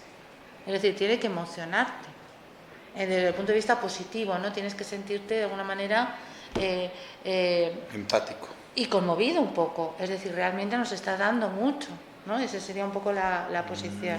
Entonces yo creo que la polarización efectivamente para mí también es uno de los mayores problemas, y además creo que se ha utilizado muy inconscientemente por los partidos políticos mayoritarios. Yo ayer tenía una clase sobre partidos políticos en República Dominicana, fijaros, yo estaba aquí, pero estaba hablando a las 11 de la noche a los dominicanos, ¿no? Y claro, yo les decía, estábamos hablando de tipos de partidos, y hay unas tipologías, los partidos nichos, que son partidos que trabajan sobre un solo issue, y estábamos hablando de los partidos spin-off. Todos sabemos lo que es un spin-off, pero fijaros, de un partido antiguo puede aparecer un partido nuevo, ¿de acuerdo? Entonces, ¿por qué nuestro sistema, que era un sistema bipartidista, ¿no?, con dos partidos, de repente aparecen partidos políticos en los extremos? Hombre, hay una explicación que tiene que ver con el surgimiento, de acuerdo, de un contexto de crisis económica, porque aparecen después 2008. De la crisis del 2008, pero también hay una explicación de que les han sido muy útiles. ¿Quién alentó el surgimiento de Podemos? El Partido Popular. ¿Y quién alimentó a Vox? El Partido Socialista. ¿Por qué? Porque electoralmente la polarización les favorecía, ¿de acuerdo? Por eso digo que hay una gran responsabilidad también en las instituciones y en los partidos, ¿no?, para que la polarización, fijaros, bueno, no voy a seguir contando mi vida, vamos con las palabras, en otro momento.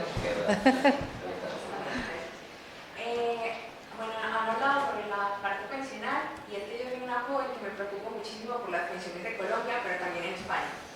Y es que pasa que estamos a 18 días, y justo lo miro en la página de Pensiones, que es donde va a recaer todo el manejo administrativo de los que van a otorgar las pensiones ahora en adelante, del 1 de julio de este año. Entonces, esto es a través de la ley 2381, que fue aprobada el 16 de julio del año pasado, si no estoy mal. Entonces, es un modelo de pilares, de 4 pilares: solidario, semicontributivo, contributivo y ahorro individual. Eso. Sucede que desde hace años pues nos habíamos inventado un sistema muy raro, que era la parte privada y pública.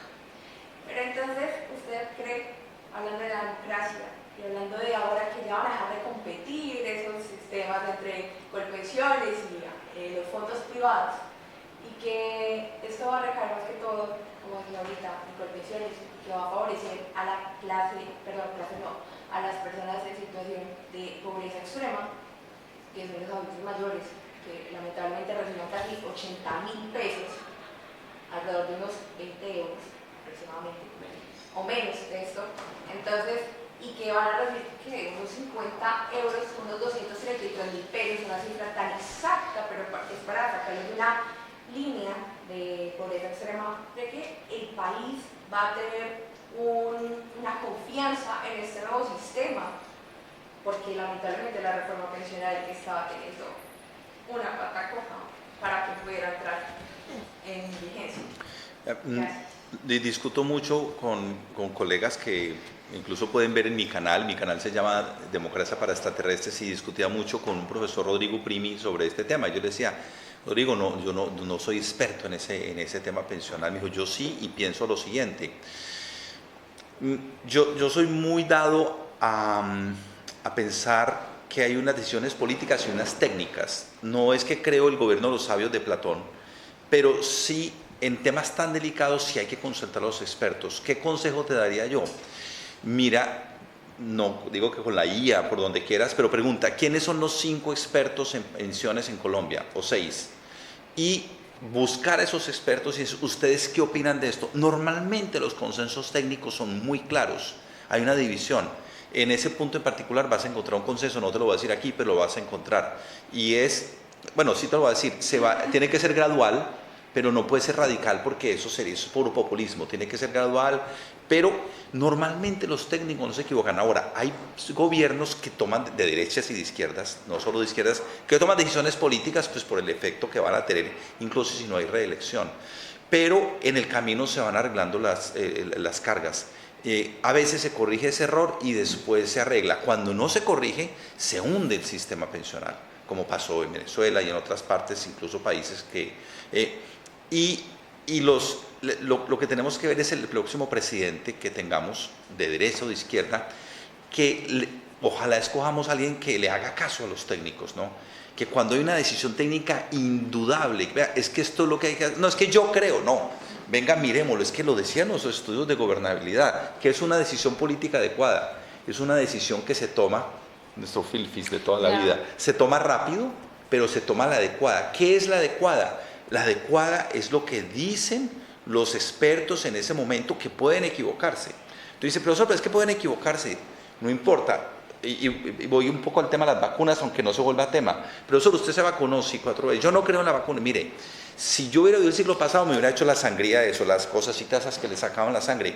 Yo creo que sí hay consensos, y hay que decirle a la gente: preguntémoslo a los expertos. A veces los expertos están cargados ideológicamente, pero uno tiene capacidad de encontrar los que no lo están en este tema, por ejemplo, y uno lo va a tener claro. Ahora, con todos los instrumentos que tenemos para tener la información, yo sé que hay ingenieros aquí que no son tan amigos de la IA, pero cualquier otro, es que él me enseñó a mí, éramos roommates, y él me enseñó a manejar el computador hace 30 años.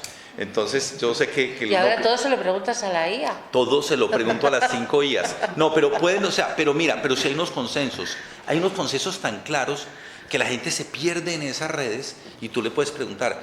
En Colombia, por ejemplo: profesor, ¿usted qué opina de la decisión del presidente de no explorar más petróleo? Y dice: vengamos a mirar las posibilidades. Entonces, por ejemplo, miramos un premio Nobel que estuvo incluso en Colombia y dijo: sí, me parece que está bien. Miremos otras. La racionalidad, tenemos que volver la racionalidad, porque como dice la decana, la emocionalidad es la dificultad. Y los que venimos a conferencias, los que estudiamos carreras, posgrados, tenemos que llamarle a la gente a decir, miren, serénese, investigue, miremoslo y podemos llegar y los consensos están ahí. Es que si no es así, la democracia se hubiera hundido. La democracia está muy mal vista a principios del siglo pasado, eso parecía que se iba a hundir y mira, hard to kill. ¿Por qué? Porque lo vamos procesando con el tiempo. En un tema tan delicado, los candidatos presidenciales van a tener que ser muy contundentes en eso y la gente entenderlo. Como dicen en Colombia, para resumirte, ni tanto que queme al santo, ni tampoco que no lo alumbre. Había una palabra allí. Yo quería decir una reflexión muy breve, no domino mucho la cuestión, pero me gusta el tema de la democracia. Los extraterrestres son mis favoritos a mí en estas cosas. Frente a lo que han ido planteando y tú lo que decías de los jóvenes y esta cosa, pues eso me lleva a pensar a mí la cuestión del cómo el politólogo democrático y lo que dice allá el señor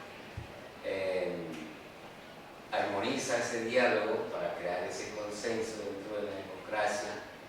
Y lo que tú decías sobre cada país tiene su situación, los colombianos viven esto, la violencia, etcétera, los españoles, los jóvenes viven esta preocupación con el capitalismo, lo que sea, por lo que dice la profesora Esther, los mayores tienen las mejores condiciones y ellos jóvenes no han podido acceder a esas condiciones. Entonces el politólogo, y ojalá que haya muchas facultades y todo eso por el mundo, porque luego es una confluencia ya no de jóvenes viejos, sino esta cultura de allí y esta cultura de allá, que cada vez con estas transformaciones de las tecnologías y los medios de información nos van acercando cómo llegamos a consenso entre árabes y no sé quiénes, y entre el joven y el adulto, para si se vota o no se vota, pero lo importante son las decisiones dentro de ese sistema democrático, creo.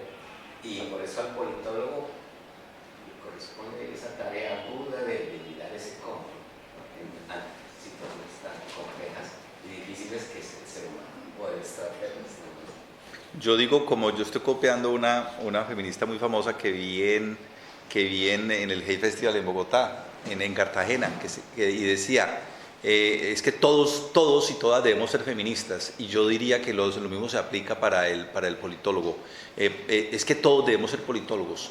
Esta cultura, nosotros somos los llamados a esto, pero todos los que están aquí, yo espero, sean politólogos o no, que mañana en el desayuno y que empiecen a decir tonterías los de siempre, les diga, bueno, me impara, que yo ayer estuve en una conferencia, eso no es así, ven, miremoslo, a ver si vamos a ver si esa información que tú tienes es cierta. Yo creo que todos tenemos que ser politólogos, o sea, no es una responsabilidad de los que, sino que eso esté llegando como a todos los ámbitos, pero sin duda que tenemos un trabajo. ¿Cuál es el trabajo de nosotros? Coger esa complejidad y ponerla facilita para que lo entiendan, y eso es lo que yo he tratado, pues.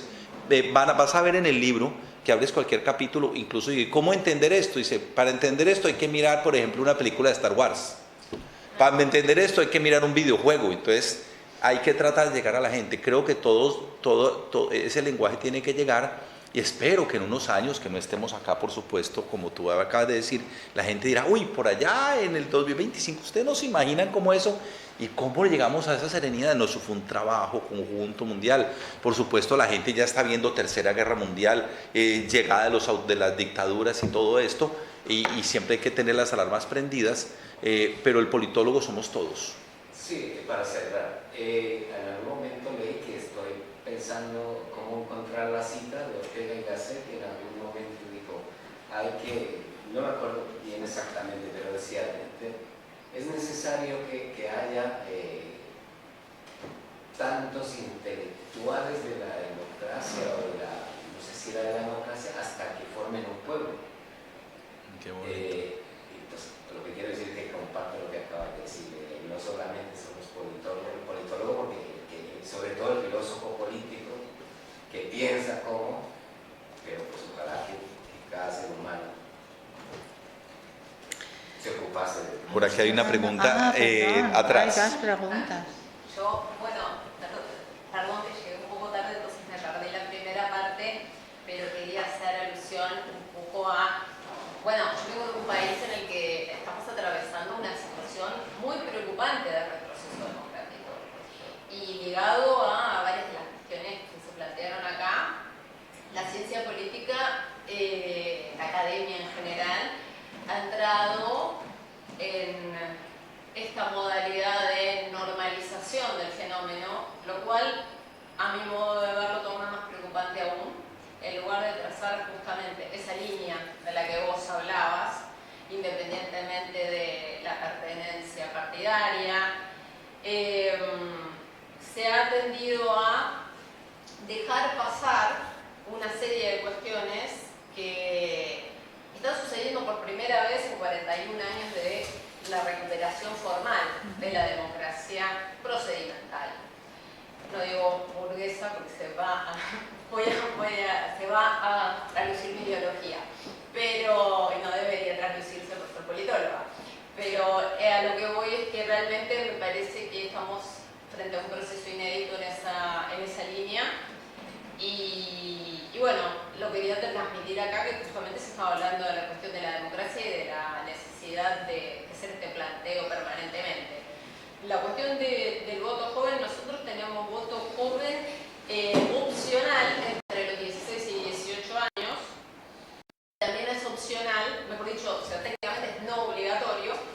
También es no obligatorio porque es de los 70. O sea, ya está.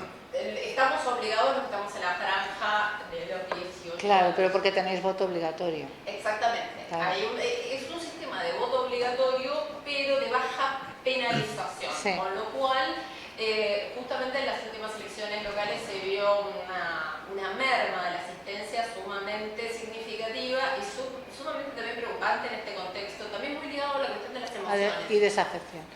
¿Puedo decir una cosa? Es que me parece muy importante. Y luego iba a hacer un minuto de publicidad. Vas a vender un doctorado. Algo voy a vender. Es que es muy importante el voto obligatorio porque fijaros, y es muy complicado porque no sé cuándo lo discutía el otro día también, en Chile, por ejemplo, fijaros, tenían voto obligatorio. Cuando quitan el voto obligatorio, de repente se pasa de un 94% de votos a no llega al 50%. Os podéis imaginar la legitimidad del que sale elegido, porque además en un sistema multipartidista, es decir, tú puedes tener un presidente al que le han votado un 22% de la población. Si no hay segunda vuelta. ¿De acuerdo? O sea, que es una cosa preocupante. Pero claro, cuando tienes voto obligatorio, de alguna manera, y es sancionador, porque en algunos casos incluso te impide desempeñarte como servidor público, ¿de acuerdo? Pues entonces ahí la cosa se complica. Entonces ese es un debate muy interesante, ¿no? Porque efectivamente lo quitas y de repente te reduce la mitad el porcentaje. Nosotros no tenemos ese problema. Iba a decir algo del voto obligatorio y ahora cuento lo que te contesto lo tuyo. Y es que en Colombia, por ejemplo, yo estuve en la comisión más importante de reforma electoral en el 95 y descubrimos 10 cosas. Era asesor de esa comisión, me tocó redactar el proyecto que se llevó al Congreso, se hundió porque hay un problema de narcotráfico, ahí se hundió, pero era muy bonito, no se aprobó hasta el 2003, pusimos el umbral, la prohibición de doble militancia, pusimos la democracia interna, pusimos una cantidad de cosas, pero nos dimos cuenta que no podíamos poner el voto obligatorio, porque culturalmente al colombiano no le gusta el voto obligatorio. Y mira que tenéis abstención, perdón. Sí. Es la más alta. No, y además mucha compra de votos que se solucionaría con el voto obligatorio. Pero entonces yo les he dicho mucho en mis conferencias, mi penúltimo libro, más académico, se llama Reforma Política Ya. Y en ese libro yo les digo, mire, antes de poner una cosa de estas, lo que tenemos que hacer es, habermasianamente, tenemos que ir a convencer a la gente. Tenemos que ir, así como convencimos, cuando estuvimos en la Comisión de Reforma de los Partidos, las izquierdas nos querían matar. Pero ¿cómo van a poner el umbral después de 100 años que nos estuvieron acá y nos van a sacar con un umbral? Pasamos 8 años, y el umbral, si no es por el umbral, no había presidente de izquierda. Todo el mundo entiende el umbral. Significa que necesitas alcanzar un porcentaje de votos para poder mantener, ¿de acuerdo? Gracias por aclararlo, que se me olvidó. Es que estamos en extraterrestres. Se me olvidó. Entonces, en Colombia antes todo el mundo se presentaba a partidos y dijeron, no, vamos a poner, para que no haya tantos para poner un poquito, pero si no es por eso, la izquierda no hubiera tenido éxito ahora. Entonces, para el voto obligatorio nos toca convencer a la gente, yo estoy convencido, pero no se puede aprobar sin hacer un trabajo por todo el país, pero ningún presidente se ha puesto en esto. Te voy a decir lo de Argentina, yo estuve ahora en el Congreso de Democracia del Rosario, no sé si coincidimos. Sí, coincidimos tú y yo, me dijiste. Sí. No nos vimos, pero Pero la atmósfera que yo sentía allá era muy de escepticismo, ¿cierto? Incluso entre los colegas, ¿no? Y entonces me llamó mucho la atención eso, un Congreso Mundial de Democracia, que ustedes lo hacen cada año, ¿no? Y la atmósfera era bastante escepticismo. Y yo les preguntaba, yo fui a varias ponencias, y dentro de ese escepticismo sí notaba, de todos modos, que había unos que decían, hemos salido de peores momentos. Eso sí vi en algunos de ustedes, que decían, hemos salido. O sea, estaban reconociendo que estamos pasando por un momento... Está muy grave, pero había es decir, hemos salido como de peores momentos. Yo diría, mira, yo a mis estudiantes les digo, como somos colegas, yo les llevo siempre la poliarquía, y les digo, vamos a DOL, muchachos, sencillamente esto es la Biblia, DOL es la Biblia, hay sistemas que se poliarquizan y se despoliarquizan. Pero la rayita ya de cuando, esa es la berraca de ver, esa es la difícil de ver. Cuando esto ya se me está volviendo. Hay unos que ya se volvieron. Yo incluso que era columnista sobre un país concreto de América Latina, me tocó decir, ¿ya para qué? Yo por ser muy neutral decía que ese país no era una dictadura, que no era una dictadura, dice, ¿ya para qué? Ya lo dijimos tarde. Entonces, sí, esa zona gris es muy grande. Y tanto para los países con gobiernos de izquierda como derecha, y no les podemos y no sabemos resolverlo. Pero nosotros, Ariadna, nosotros sí tenemos que serenarnos. Nosotros sí nos tocó serenarnos y disimular. Ya después uno en privado también pegue golpe de la mesa. Pero ante los estudiantes, ante nuestros lectores, nos toca mandar ese mensaje, no de legitimación, pero sí de que este proceso hay que enderezarlo, ¿no? Que esto hay que enderezarlo y yo entrevistaba a mucha gente en Argentina ahora así por las calles y todo y no notaba dividido, ¿no? O sea, mis amigos son casi todos son peronistas y de los fuertes, pero entrevistaba de la gente del común y notaba otra, entonces creo que ahí el diálogo va a ser posible. Pero en Argentina sí no dije nada de Argentina. Aquí hablé porque lo mencionaste, nunca opino como la democracia de cada país, pero la sensación que tuve en tu país fue esa, ahora que estuve. Y terminamos. Francisco y Sara. Vale. Oye, Bueno, Ariadna, enciende la luz, porque yo creo que estamos un poco oscuras, ¿no? ¿No os parece? Acá. David, quería agradecer tu invitación, Gracias. que lo hice a través de un grupo muy especial que está también promoviendo un tema en Colombia. Yo creo que las democracias y la política, que es el ejercicio, lo que se ejercita ahí, no está muy bien como las comparaciones de los países.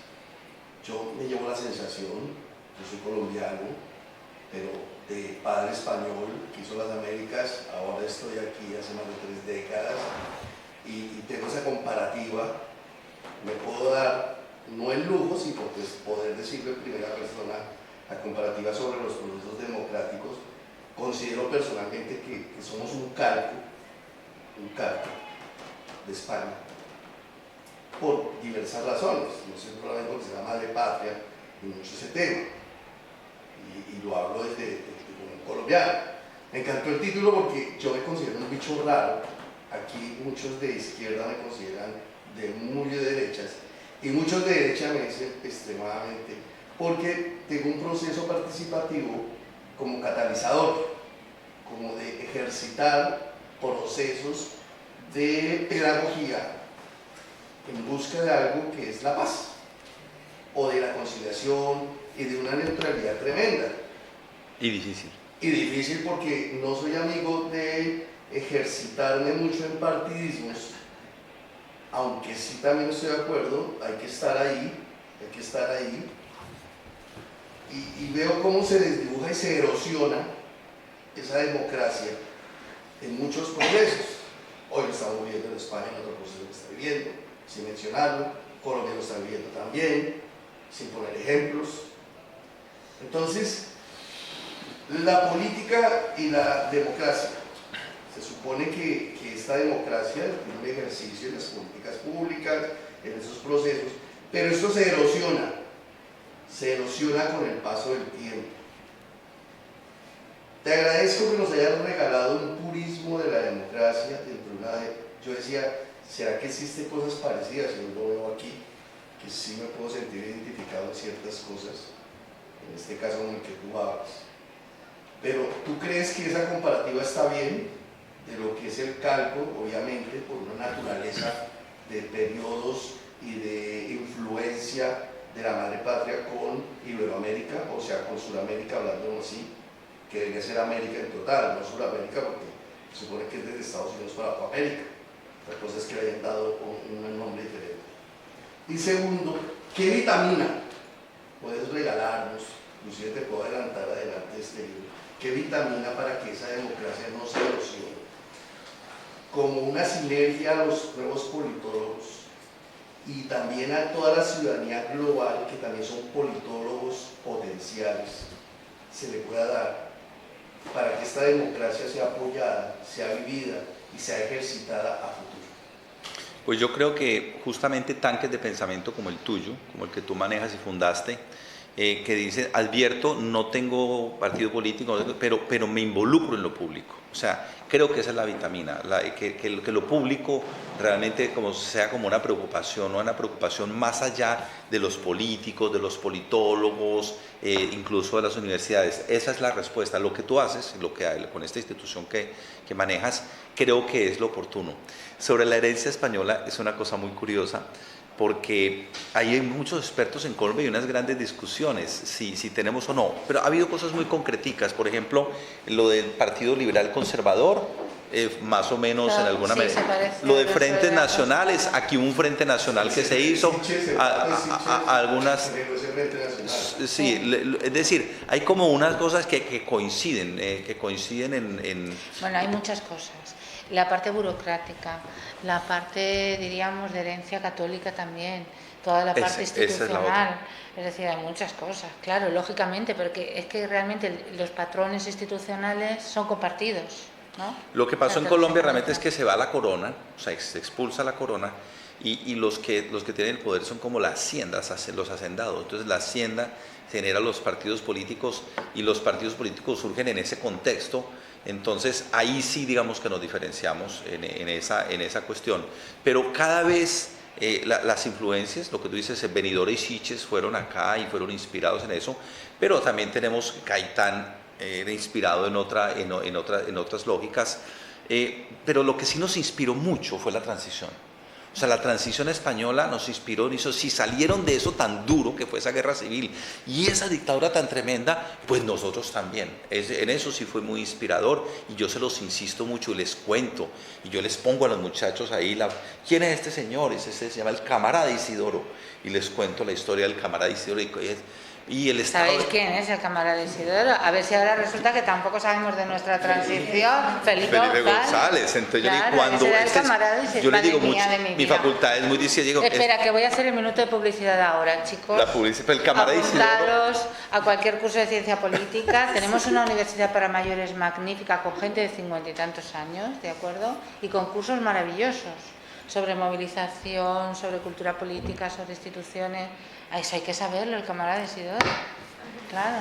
Y les digo a ellos, el camarada Isidoro dijo que quitaran la palabra marxista y lo echaron del partido, después volvió y entonces ellos, pero después les cuento lo otro, después les digo, profesor, es que entonces usted no sé, no, es un señor que fue tan buen gobernante, al que le echó, que me disculpa, que fue Aznar en su primer gobierno, que casi que no tuvo que hacer. Es que usted de derecha. No, me gustaba González en lo que hizo. Pero profesor, ubíquese, ¿dónde está? Y lo mismo en México. En México, ¿usted con quién está? Si tenemos que tener la serenidad de ver esas dos posibilidades. Pero eso es muy difícil. Y yo entiendo que la gente tenga esas emociones. O sea, uno mismo las puede tener. Con el tema religioso, por ejemplo, en Colombia sucedió mucho. Colombia tuvo prácticamente pues una discusiones muy parecidas a las que hubo acá y se solucionaron en el 36, pero solamente hasta el 91 no tuvimos libertad de cultos. Y la iglesia tiene un papel ahora mucho más conciliador de lo que era antes. Entonces, hay cosas, pero eso es más de historiadores que de politólogos. Y me quito el sombrero porque las discusiones entre ellos son complejas y no me atrevo a opinar. Fijaros, una cosa muy importante, Colombia es el primer país latinoamericano que constitucionaliza los partidos políticos a comienzos de los años 40, del siglo XX. Luego viene República Dominicana en 1942. Yo es que esas cosas me las aprendo. Pero pero sí, es el primer país latinoamericano que constitucionaliza los partidos políticos. Ahora, yo no siempre es optimismo. Un libro mío se llamaba Rojo difuso, azul pálido. Eso. Otro se llamaba Democracias prepago, que en Colombia significa democracias prostituidas. Pero lo hacía para que la gente leyera el libro. Ya después abrían el libro y ya les explicaba Marquetero. cómo era que se entendía, igual que este, ¿no? Igual que este es un poco esa búsqueda. Das la palabra A tu hija. a que sí, que yo no se la puedo dar, entonces se la das tú. Adelante. Bueno, yo creo que va a servir además un poco como para cerrar, así que lo agradezco. Yo siento que en mi generación es sumamente común encontrarte gente que cuando surge cualquier tema político te dicen, no, Yo de eso no quiero, sí. yo soy apolítica. Y a mí me entra una frustración, me hierve la sangre y ya empiezo yo a intentar dar mi cátedra de por qué eso es imposible, al igual que cuando alguien suelta lo típico de ni machismo ni feminismo, y salto yo también de lo siento mucho, pero eso no es así, déjame te explico. Pero es verdad que es una cosa sumamente difícil de explicar. Entonces ahí empiezas a pensar, ¿qué te explico? Que la inacción es en cierta parte estar de acuerdo con lo que te rodea, pero es imposible que todo lo que te rodee estés de acuerdo, entonces te tienes que manifestar, y si no es que no lo entiendes, si no lo entiendes, no es tu culpa, porque... Y ya me quedo sin aire. Entonces un poco mi pregunta es, como alguien que intenta hacer tantísima difusión sobre la importancia de la democracia, la importancia de posicionarse, y como alguien que está de acuerdo en eso de yo quiero paz, que no es posible cuando hablamos de tema político, ¿qué consejo le darías quizás a mi generación, a los de nuestra generación, que un poco como que abogamos para que el resto se manifiesten hacia lo que están por en contra y dejen de decir soy apolítico? ¿Cuál es como el mini discursito que yo puedo dar entre cerves para que el resto de mis compañeros en su pasividad eterna paren y digan vale, cuéntame más? Tú les puedes contar la historia nuestra. Nosotros fuimos el periódico más importante en Colombia, nos dejó escribir una página entera sobre el Brexit. ¿Ah, y sí? fuimos, Sara y yo, hicimos una página sobre Entre el los Brexit. dos. Entre los dos. Yo las entrevistas porque mi inglés ahí más o menos, ¿no? Entonces ella hizo las entrevistas y sacamos un artículo y se llamaba No es lo mismo llamar al diablo que verlo llegar. Entonces te digo, aprende lo que vimos en el Brexit. ¿Qué nos pasó en el Brexit? Se perdió la cosa, se perdió el IN, nosotros estamos asustados. Y al otro día nosotros dos entrevistamos a la gente, ¿te acuerdas? Y decían, ve y que no sé, ay, ¿cómo así? Ya no puedo ir a ver Europa. ¿Cómo así que salimos de Europa? Sí. Entonces yo creo que hay que contarles esas historias mire los de Inglaterra lo que les pasó, mire lo que le pasó de pronto a los de Estados Unidos, mire lo que les pasó a este país. ¿Por qué? Porque cuando ya fueron, ya era muy tarde. Entonces, creo que el ejemplo del Brexit es el mejor que cuentas. Si estaban justamente el día del Brexit era el día del orgullo gay, y estaba eso lleno, Londres, una parranda, y al día siguiente preguntamos a la gente, ¿cómo así? No sabíamos. Entonces, antes de que sea tarde, tienes que, porque sí te va a afectar. Mira esto como sí te va a afectar tarde o temprano. Todavía se dice pasotas, o ya eso se acabó esa frase. No, bueno, es un poco vieja. Bueno, en mi época se decía ser pasotas. En mi época se decía pasota, entonces anda de pasotas, pero no tanto, porque en algún momento te va. Lo que pasa es que con 2 cervezas es muy difícil, Sara. Con 3, ¿no? Tiene que ser, no, con 2 cervezas es muy difícil. En esos sitios, yo lo que noto, por ejemplo, en la Universidad Nacional, yo dicto en una universidad, pues noto que cuando uno se calla y yo dejo de hablar y bueno, discutan ustedes, ellos sí logran como llamarse unos a otros, pero la indiferencia sí es cierta, la indiferencia es cierta, y ahora se abrió por el concurso para votar las juventudes y la juventud no está votando, y la cuestión es cómo hacerlo, cómo hacerlo, y la polarización hace que también te eches para atrás. Pero eso lo aplico con mis compañeros también. Con mi gente de mi generación, que también un poco dice, yo paso y no está, y dice, sí, no, tienes razón, y es bueno que pases, pero mira, este hecho en concreto, si te duermes, le puede pasar que te den eso, como fue el caso del Brexit, y así lo recomiendo. Eso sí, les recomiendo no dañar las conversaciones, es muy difícil uno en una conversación de estas entrar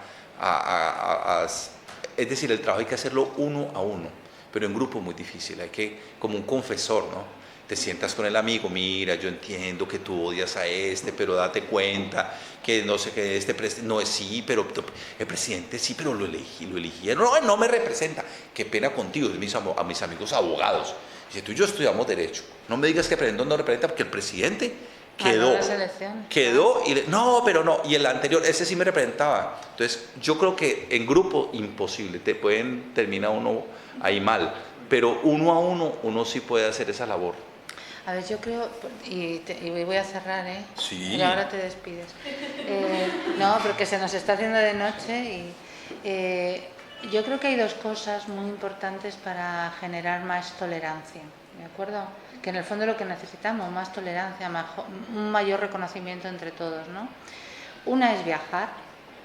Yo tengo muchísimas expectativas, es decir, nuestros chicos han viajado por toda Europa, son estudiantes Erasmus, han conocido los sistemas y yo creo que el viajar te hace más abierto y reconoces la pluralidad, la diversidad, la importancia de la tolerancia. Yo creo que eso es fundamental. Y el otro día, en los actos de graduación que tenemos, escuchando los discursos que daban uno, me hizo mucha gracia. Carolina Descansa es una de nuestras profesoras y fue elegida madrina de la promoción. Bueno, les decía a los chicos, dice, os voy a dar 3 consejos. Uno era no fuméis, ¿vale? Fenomenal. Pero había uno que me parece muy interesante, no dejéis de leer, ¿de acuerdo? Es decir, creo que la segunda cosa importante es que vosotros jóvenes leáis.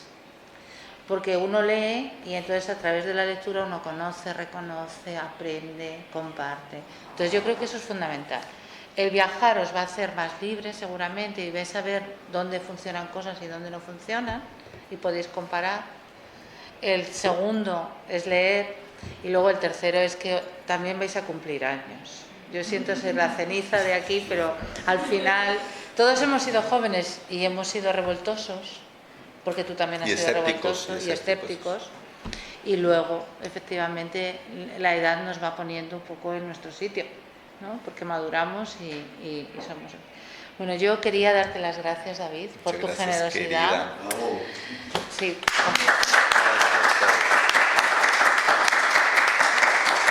Yo creo que hemos pasado un rato muy agradable. Yo sabía que iba a ser así porque además David es una persona, es muy buen conversador. Ya os lo he dicho al principio, es muy buen conversador. Así que os recomiendo que, bueno, no sé si puedo animar a que compren el libro, pero que bueno, que os hagáis con el libro, que os lo dedique. Sí, el que lo compre lo dedico. Y no traje vino, pero traje unos dulces de la selva amazónica muy buenos que vamos a abrir. Que vamos a poner aquí en la mesa para el que quiere, sí, porque es que vino no traje, tendría que haber traído. No, hombre. Entonces, sí, mi hija les venderá el libro, yo no, pero Planeta, ella le responde a Planeta. Y si quiere alguien que le firme con mucho gusto. Es explotación, ¿no? Sí. ¿No va a tener un premio con la Coca-Cola? No, pero me refiero a vender el libro, que es explotación. Sí, además se vino de Sevilla y le tocó venirse de Sevilla esto. Y tengo amigos que vinieron de Cantabria, muchas gracias. Y a amigos de toda la vida, Ángela, que están aquí. Tere también, les agradezco mucho que han ido. Carlos, mi roommate de hace tanto tiempo, y a los que no conozco, muchas gracias por haber estado y muchas gracias Ariadna por tener aquí, me encanta tener politólogos acá. Me gustó mucho el público, muy combinadito, muy maravilloso, esto salió perfecto, de verdad, muchas gracias. Nada, gracias a ti. Muchas gracias.